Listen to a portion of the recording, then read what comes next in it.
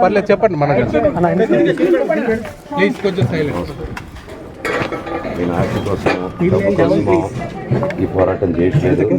ఎందుకంటే ఈ పోరాటం కూడా కాదు,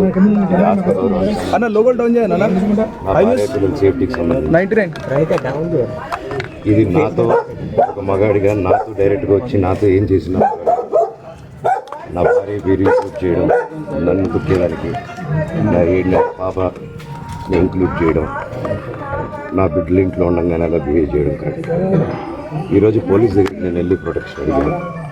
నేను మొన్న వచ్చి అడిగినప్పుడు మీకు అన్ని ఎవిడెన్స్లు ఇస్తాను, ఎస్ఐ గారు ఇక్కడి నుంచి వచ్చి నేను ఇస్తాను సార్ చూపించాను. కౌన్సిలర్లు అందరూ అడ్డుకంటే దాంకున్నారని చూపించాను. అది కూడా చూసి ఓకే సార్ నేను ధైర్యంగా ఉండదు, మేము ఎక్కడికి వెళ్ళట్లేదని చెప్పి మాట్లాడి పారిపోయారు. ఇప్పుడు కానిస్టేబుల్స్ వచ్చి అందరూ నా మనుషులందరినీ భయపించి ఇప్పుడు వాళ్ళ పేర్లు తీసుకొని బెదరగొట్టి మా మనుషులను పంపించేసి వేరే బాడీ గార్డ్ లోపలికి పంపించున్నారు సార్.